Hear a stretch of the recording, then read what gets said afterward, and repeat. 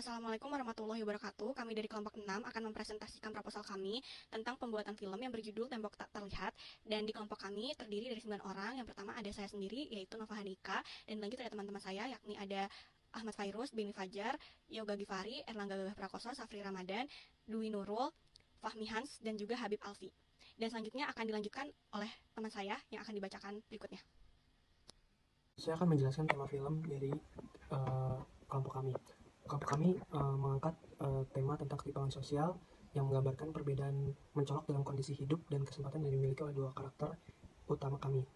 Yang mana walaupun mereka tinggal di kompleks perumahan yang sama, perbedaan ekonomi keluarga mereka menciptakan jurang yang lebar dalam hal pendidikan, akses fasilitas, dan prospek masa depan.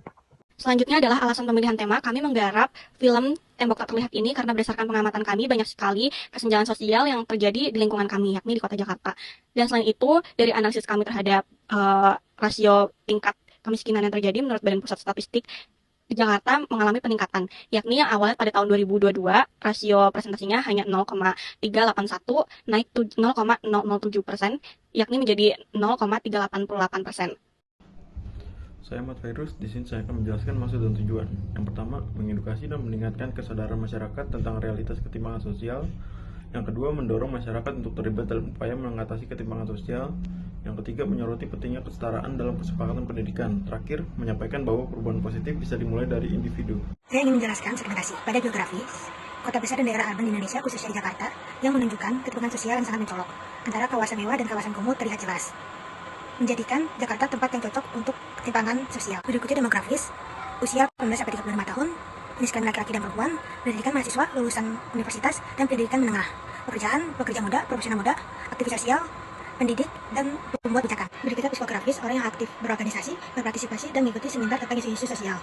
Penonton yang memiliki rasa empati tinggi terhadap orang-orang yang terdorong untuk mengurangi kesenjangan sosial. Berikutnya dua targeting, menargetkan pemuda sadar sosial, aktivis, komunitas sosial, komunitas akademis, dan edukasi di Jakarta. Strategi ini menunjukkan untuk memaksimalkan film Tembok Tak Terlihat melalui berbagai saluran pemasaran dan distribusi, meningkatkan kesadaran, inspirasi aksi nyata, dan memicu diskusi tentang ketimpangan sosial.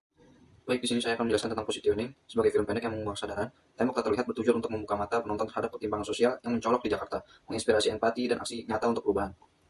Selanjutnya di bab 2 ada karakter dan setting cerita. Yang pertama ada karakter utama, yaitu Andi, usianya 10 tahun anak-anak dan 25 tahun dewasa. Latar belakangnya, Andi berasal dari keluarga kaya yang tinggal di kawasan elit Jakarta. Dia memiliki akses ke pendidikan dan fasilitas yang baik. Kepribadiannya cerdas, optimis, dan penuh semangat. Andi memiliki keinginan untuk membuat perubahan positif di masyarakat. Motivasinya, meskipun hidup dalam kemewahan, Andi sadar akan ketimpangan sosial di sekitarnya dan ingin membantu temannya Budi serta orang-orang yang kurang beruntung. Selanjutnya ada Budi, usianya 10 tahun anak-anak dan 25 tahun dewasa. Latar belakangnya adalah Budi berasal dari keluarga sederhana yang tinggal di kawasan padat penduduk Jakarta. Dia harus bekerja keras untuk membantu keluarganya dan tidak bisa melanjutkan pendidikan tinggi. Kepribadiannya pekerja keras, realistis, dan memiliki rasa tanggung jawab yang tinggi. Budi adalah sosok yang penuh empati dan memiliki semangat juang yang kuat. Motivasinya, Budi ingin keluar dari kemiskinan dan memberikan kehidupan yang lebih baik bagi keluarganya. Meski terhambat oleh keterbatasan, ia tetap berusaha keras untuk mengubah nasibnya. Di sini saya akan menjelaskan karakter pendukung. Yang pertama ada Ibu Andi. Ibu Andi berusia 45 tahun dan memiliki latar belakang seorang ibu rumah tangga yang peduli pada pendidikan dan masa depan. Dia berasal dari keluarga terpandang. Yang kedua ada Ibu Budi. Ibu Budi berusia 40 tahun, mempunyai latar belakang seorang ibu rumah tangga yang bekerja serabutan untuk mencukupi kebutuhan keluarga. Dia tinggal di kawasan padat penduduk. Selanjutnya ada setting cerita. Untuk setting cerita sendiri, yang pertama ada pada taman bermain, yang kedua rumah Andi yang berada di kawasan elit Jakarta. Setelah itu rumah Budi yang sederhana di kawasan padat penduduk. Setelah itu menampilkan sekolah dan jalanan Jakarta, trotoar di kawasan pusat bisnis Jakarta, tempat Andi bertemu Budi setelah dewasa. Saya Habib Alfi, saya akan membahas tentang naskah skenario dari film Tak Terlihat. Scene pertama adalah scene tentang Andi dan Budi yang bermain bersama saat kecil. Scene kedua adalah tentang Andi yang pulang ke rumahnya yang mewah dan Budi yang pulangnya ke rumah yang sederhana. Scene ketiga adalah tentang Andi yang lulus SMA dan Budi yang harus membantu keluarganya dengan berjualan koran. Scene keempat adalah tentang Andi dan Budi yang bertemu kembali saat sudah dewasa. Scene kelima adalah tentang Andi dan Budi yang bersepakat untuk bekerja sama demi mengatasi ketimpangan sosial. Saya akan menjelaskan sedikit gambaran yang pertama, yaitu penggambaran tentang dua orang tokoh, yaitu Andi dan Budi sedang bermain di taman dengan bahagia. Yang kedua, yaitu di mana dua tokoh ini ada perbedaan di rumahnya. Dan penggambaran yang kedua, yaitu dari penggambaran ruangan kamar. Terlihat kamar Andi terlihat mewah dan kamar Budi terlihat sederhana. Selanjutnya, yaitu di sekolah dan jalan Jakarta, mana terlihat Andi sedang berkumpul dengan keluarganya merayakan wisuda. Lalu dari jauh terlihat Budi yang sedang melihat Andi sedang berbahagia. Selanjutnya, yaitu di jalanan Jakarta, di mana terlihat Andi sedang berjalan di trotoar dan melihat Budi yang sedang menjual koran di samping trotoar. Penggambaran selanjutnya ada dua tokoh ini, Andi dan Budi, duduk di taman yang dimana mereka sering bermain pada masa kecil dulu. Terlihat mereka sangat berserasius dan dia berbahagia. Lalu untuk pengembangan selanjutnya yaitu mereka berdua saling berjabat tangan dan membuat bahagia satu sama lain. Terima kasih.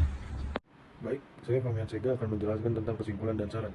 Kesimpulan dari proposal film pendek Tembok Tak Terlihat adalah untuk menggambarkan ketimpangan sosial di Indonesia dan meningkatkan kesadaran publik tentang isu ini melalui narasi yang kuat dan karakter yang otentik. Saran yang diajukan meliputi penelitian mendalam tentang isu-isu tersebut, pengembangan karakter yang representatif, pembuatan narasi yang emosional, penggunaan pendekatan visual kreatif, dan perencanaan distribusi yang luas. Terima kasih. Sekian presentasi dari kelompok kami. Bila ada kesalahan dan kekurangan kata, mohon maaf. Wassalamualaikum warahmatullahi wabarakatuh.